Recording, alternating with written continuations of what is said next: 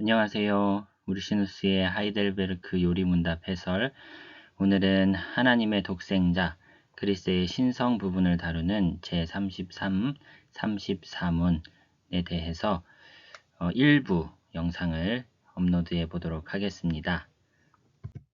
하이델베르크 요리문답의 구조는 세 부분으로 이루어져 있고, 두 번째 사도신경 해설을 주로 다루는 구속에 관하여 이 부분을 진행하고 있는 중에 있습니다.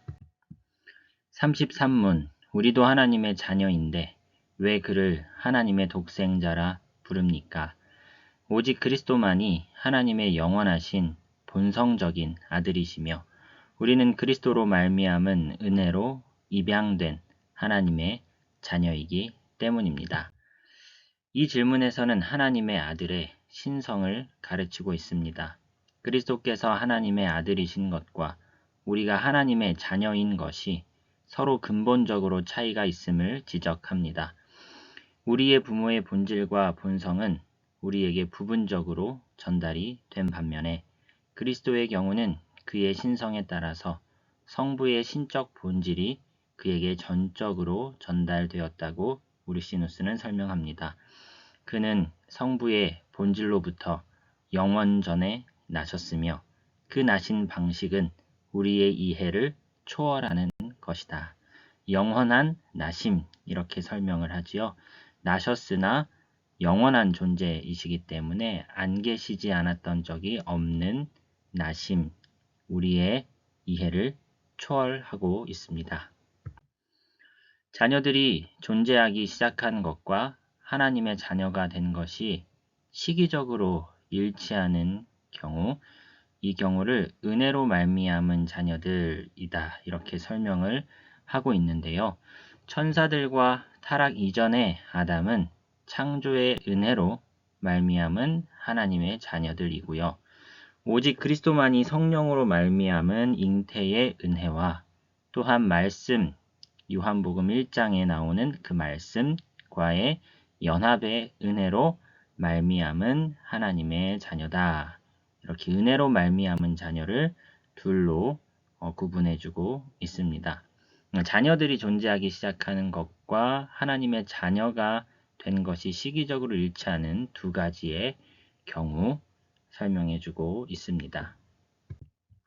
존재하기 시작한 때와 자녀된 때가 일치하지 않는 자들은 입양된 자녀들이다. 타락 이후에 아담이 여기에 속하고 또한 중생하는 모든 자들이 하나님의 친아들이신 예수 그리스도로 인하여 하나님의 사랑애로 영접함을 받은 그의 입양된 자녀들이다 라고 설명합니다. 친자녀와 입양자녀로 나누어 볼 때 부모에게서 난 본성적인 자녀들, 그 본성을 전적으로, 신적 본질을 전적으로 받으신 예수 그리스도의 경우와 육신의 부모에게서 그 본질을 부분적으로 받은 우리, 이렇게 부모에게서 난 본성적인 자녀들을 전적으로 본질을 전수받았느냐, 부분적으로 전수받았느냐, 이렇게 나누고요. 은혜로 말미암은 하나님의 친자녀들을 아까도 보셨듯이 창조의 은혜로 말미암은 자녀들과 성령으로 말미암은 잉태와 또한 말씀과의 연합의 은혜로 말미암은 아들, 인성에 따른 그리스도, 이렇게 하나님의 은혜로 말미암은 하나님의 친자녀를 둘로 구분해주고 있습니다. 하나님의 입양된 자녀, 타락 이후의 아담과 중생한 모든 자들이 하나님의 입양된 자녀이고요. 또한 사람들의 입양된 자녀, 이렇게 둘로 입양 자녀를 구분해주고 있습니다. 하나님의 자녀들이라고 했을 때에 본성적인 아들이 있고요. 은혜로 말미암은 자녀가 있는데, 은혜로 말미암는다 라고 했을 때 아까도 동일하게 살펴보았지만 창조의 은혜로 말미암은 자들과 성령으로 말미암은 잉태와 또한 말씀과 연합의 은혜로 말미암은 아들이 있고요. 그리고 입양의 은혜로 말미암은 자녀, 타락 이후의 아담과 모든 중생한 자들이 여기에 속합니다. 그래서 은혜라고 했을 때 네 종류의 은혜가 있다는 것을 보여주고 있습니다. 창조의 은혜, 성령으로 말미암은 잉태의 은혜, 말씀과의 연합의 은혜, 그리고 입양의 은혜, 이렇게 네 가지의 은혜를 소개해주고 있습니다. 형제가 있는 자는 독생자가 아니다. 그리스도께는 형제가 있다. 그러므로 그는 독생자가 아니시다. 라는 이 반론에 대한 답변을 이렇게 볼 수 있을 것 같습니다. 곧 형제가 있는 자, 즉 동일한 출생과 동일한 본성을 지닌 형제가 있는 자는 독생자가 아닌 것이 맞지요. 그러나 그리스도와의 형제 관계를 가진 자들은 그와 동일한 출생과 동일한 본성을 지닌 자들이 아니죠. 인성에 따라서는 그리스도께 형제들이 있다라고 말할 수 있겠으나 그의 신성에 따라서는 형제들이 없죠. 이런 면에서 하나님은 하나님의 아들 독생자 예수 이렇게 표현할 수 있다는 것입니다. 하나님의 독생자 교리는 우리 구원의 기반입니다. 하나님이 인간이시기만 하고 신이 아니시면 우리를 구원할 수 없고, 하나님이 신이시기만 하고 인간이 아니시면, 그리스도가 신이시기만 하고 인간이 아니시면 우리를 구원할 수 없다. 우리는 이렇게 믿습니다. 이러한 예수님의 신성과 인성에 대한 여러 이단들의 오해와 반대들이 있었는데요. 우리가 주목해야 할 관점은 네 가지가 된다. 이렇게 우르시누스는 설명을 합니다. 그리스도께서 그의 영혼과 육체와 관계없이도 하나의 개체 혹은 인격자이셨으며 지금도 그러하신가? 그가 성부와 성령과는 구별된 하나의 인격이신가? 그가 성부와 및 성령과 동등하신가? 그가 성부와 및 성령과 본질이 동일하신가? 우리는 이 모든 질문에 yes라고 대답을 취하는 입장인데요. 한 질문씩 살펴보도록 하겠습니다. 말씀이신 하나님의 아들은 그가 육체를 입으시기 전부터 그것과는 관계없이 하나의 개체요, 하나의 위격이셨고 지금도 그러하시다. 말씀이 육신을 입으시기 전 그것과는 관계없이 그가 인격적으로 존재하셨다는 가설을 입증하는 논지들은 8가지 혹은 9가지로 압축시킬 수 있다. 이렇게 오르시누스는 정리를 시작합니다. 첫째, 그리스도의 두 가지 본성들을 명확히 구별하여 가르치는 성경의 본문들과 또한 말씀이 육신을 입어 사람이 되셨음을 확증하는 여러 본문들이 있지요. 요한복음 1장에 말씀이 육신이 되어 우리 가운데 거하심에 그가 육신으로 나타나신 바 되셨고 아브라함이 나기 전부터 내가 있느니라. 그러니까 육신을 입어 사람이 되시기 전에 예수라는 위격이 분명히 말씀으로 또한 존재하셨다라고 우리는 볼 수 있겠다는 것이죠. 말씀이란 이 전도자 예수를 뜻하는 것으로 말씀이 육체가 되었다는 것은 곧 죽을 인간이 되었다는 뜻이다 라는 반론에 대해서 조금 319페이지 이 반론에 대한 답변 그 윗단락에 말씀이 인성으로 변화된 것이 아니라 그가 취하신 육신과 다르고 또한 그것과 구별된 하나의 개체 혹은 본질을 지니고 있었던 것이다. 말씀이 인성으로 변화되셔서 말씀이 죽을 수 있게 되는 그런 형태가 아니고요. 말씀은 이제 신성과 관련된 것이고 이 신성과 구별되는 육신, 인성이 있다.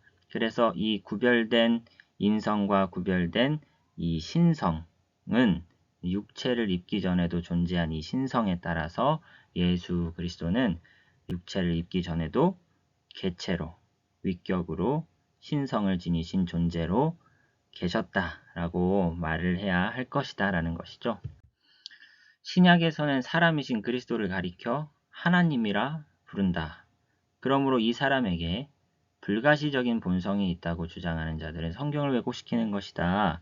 그냥 보이는 그 육체 자체도 하나님이라고 부르니까 보이는 그 육체 이외에 불가시적인 어떠한 신성이 있다라고 말하는 것은 성경을 왜곡시키는 것입니다. 라는 이 입장에 대해서 히브리서 저자는 인성의 장막을 언급하고 그의 육체를 장막, 즉 그의 신성의 장막이라 부른다. 그러므로 육체에 하나의 본성이 있어야만 하는 것이다. 신성과 인성이 구별되어 공존한다는 것이죠.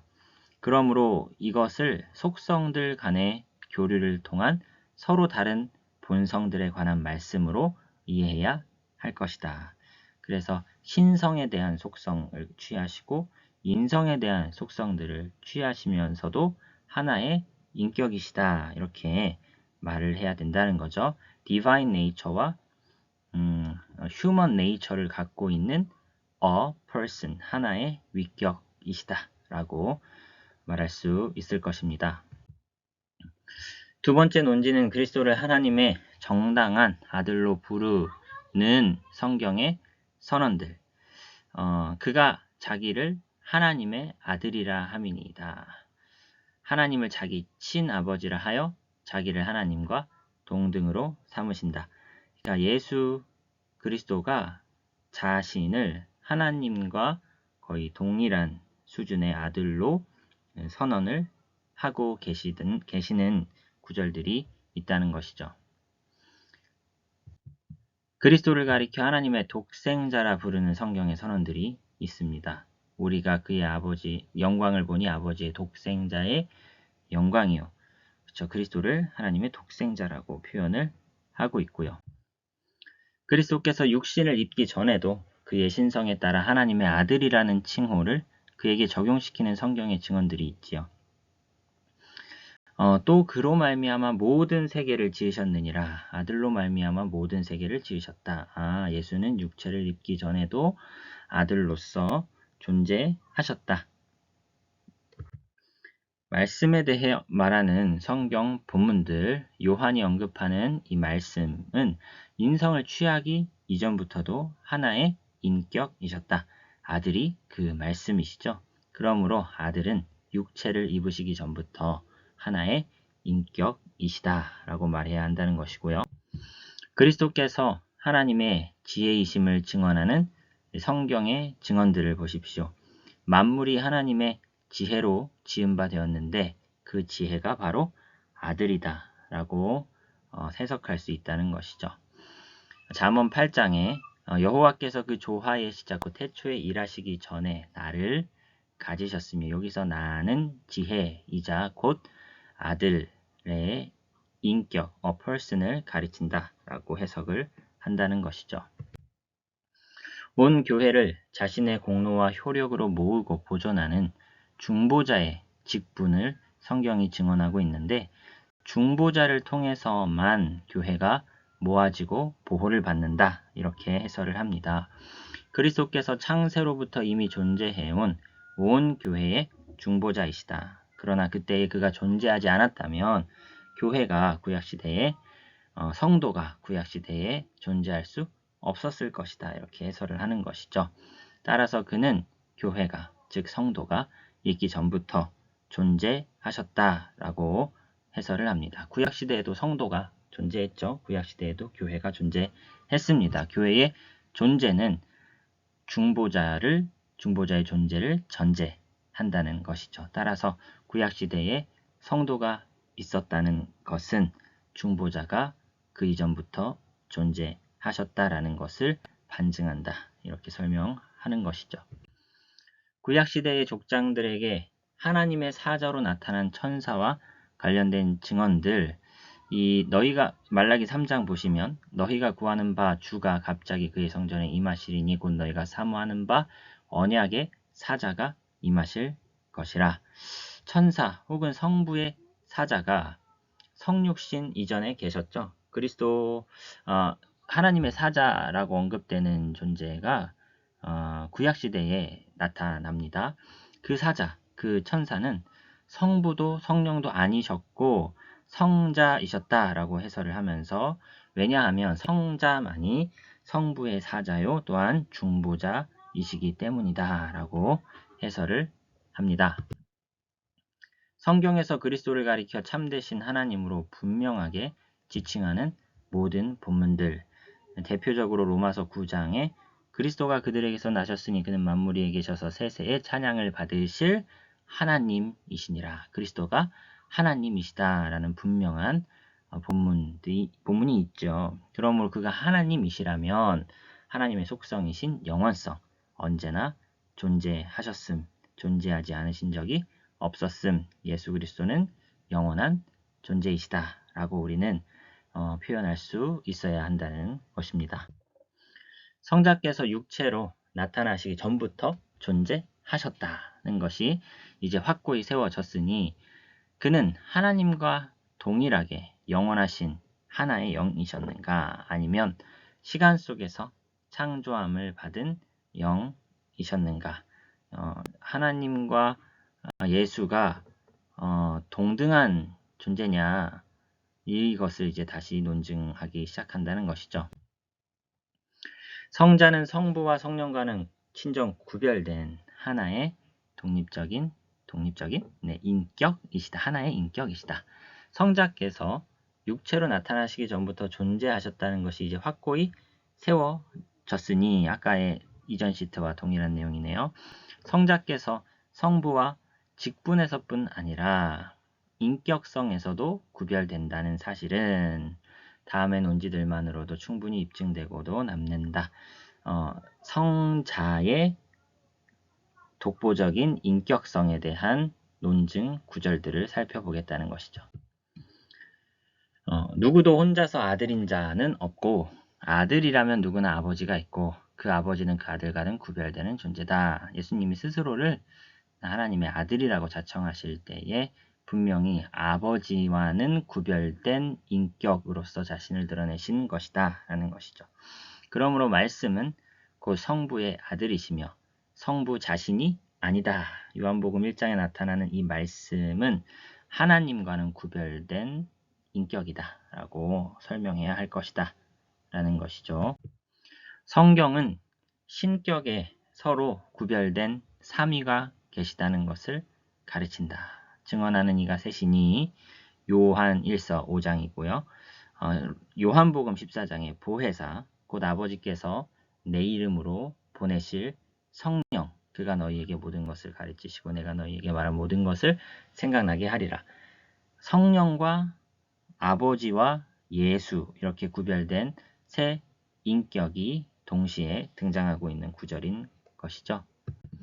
성부와 성자와 성령이 각기 구별되신다는 사실을 보여주는 성경의 분명한 증언들, 나를 보내신 아버지께서 내가 아버지께 구하겠으니 또 다른 보혜사를, 이렇게 성부, 성자, 성령이 각기 구별된다는 사실을 보여주는 성경 구절들이 존재한다는 것이죠. 삼위 하나님 각각에게 돌려지는 구별된 속성이 있습니다. 성부는 성자를 낳으시고 성자는 나신다. 성부는 보내셨고 성자는 보내심을 받는다. 육신이 되신 것은 성부가 아니라 오직 성자뿐이시다. 그리스도는 세례를 받으셨으나 성부나 성령은 그렇지 않다. 그러므로 그리스도는 성부와 및 성령과 구별되신다. 성자는 성부와 및 성령과 동일하시다 라는 것에 대해서 성경에 명확한 증언들이 있습니다. 그리스도가 하나님이다 라는 로마서 9장의 말씀, 빌립보서 2장에 그리스도의 근본, 하나님의 본체시다 라는 설명도 있고요. 그는 성부의 본질로서 나신 참되시고 정당하신 본성적인 하나님의 아들이시다. 그리고 그가 하나님의 본질로부터 나신 분이라면 하나님의 본질이 그에게 완전히 전달된 것이다. 신적 본질은 무한하며 불가식적이며 또한 부분적으로 전달되지 않는다.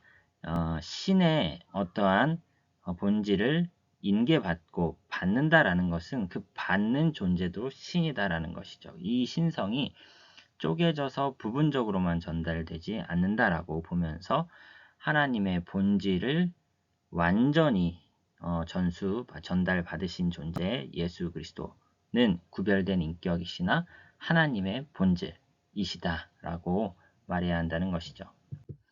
성경은 신성의 본질적인 모든 속성들이 성부 못지않게 성자에게도 있음을 말합니다. 예수가 영원하시고 예수가 무한하시고 예수가 전능하시고 아버지께서 행하시는 그것을 아들도 행할 수 있다고 말하죠. 그의 능력의 말씀으로 만물을 붙드시는 거 예수에 대한 표현인 것이고요.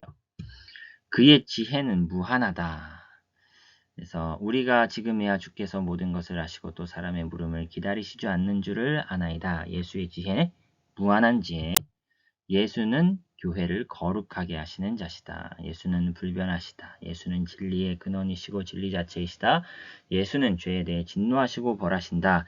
하나님이 하시는 일들을 동일하게 또 하나님이 받으셔야 마땅할 그 권위와 칭호를 받으시기에 합당한 분 예수이시다라는 것이죠. 성경은 이와 비슷하게 모든 신적인 역사들을 성자에게 동등하게 돌리고 있다는 것이죠. 성자께서 만물의 창조주이시고 특별히 교회의 구원에 관한 일들을 그리스도께 돌리고 사역자들에게 필요한 은사와 은혜를 베풀어 주시는 분 예수.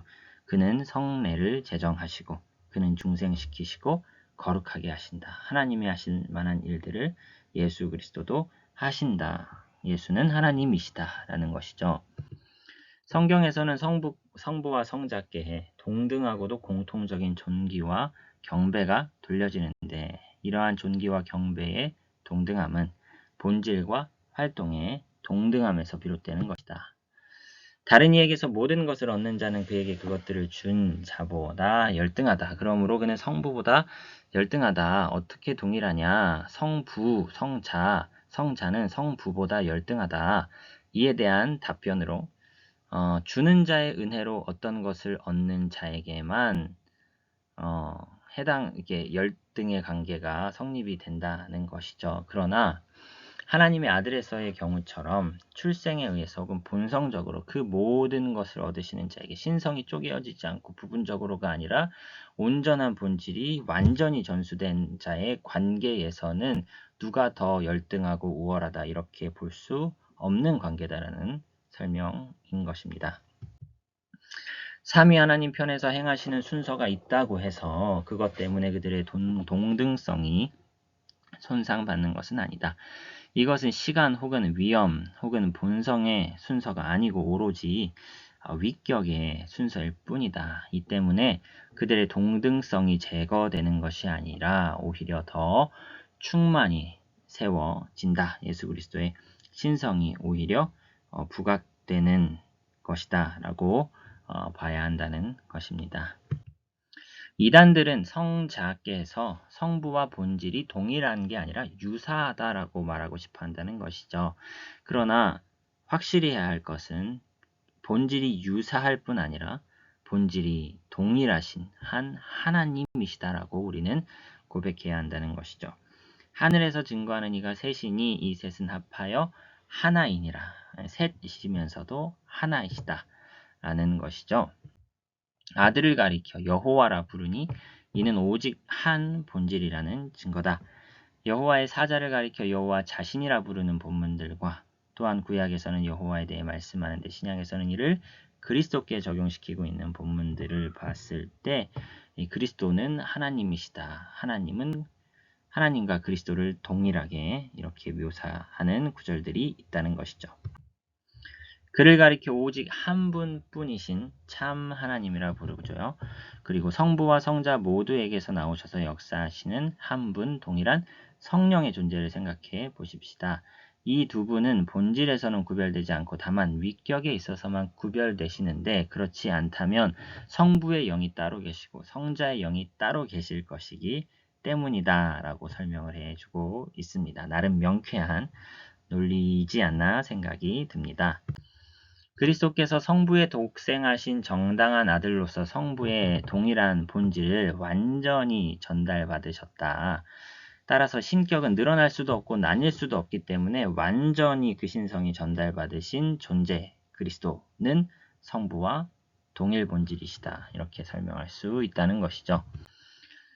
하나님의 독생자 그리스도의 신성 일부를 여기까지 마무리하면서 결론을 이렇게 써보았습니다. 우리도 하나님의 자녀이지만 오직 예수 그리스도만 하나님의 독생자라 부르는 데에는 그와 우리 사이에 근본적인 차이가 존재하기 때문인데 성자의 신성은 성부로부터 신성을 전적으로 받으셨다. 성자의 인성은 은혜로 말미암아 성령으로 잉태함 말씀과 연합함을 입으셨다. 이렇게 표현을 하고요. 성자는 성부함이 성령과 본질이 같으시고 위격에서만 차이가 있으신 온전한 하나님이시다. 삼위일체에 대한 정리를 오늘 한 번 더 해보는 것 같습니다. 다음 2부 시간에 또 뵙도록 하겠습니다. 오늘도 수고하셨습니다.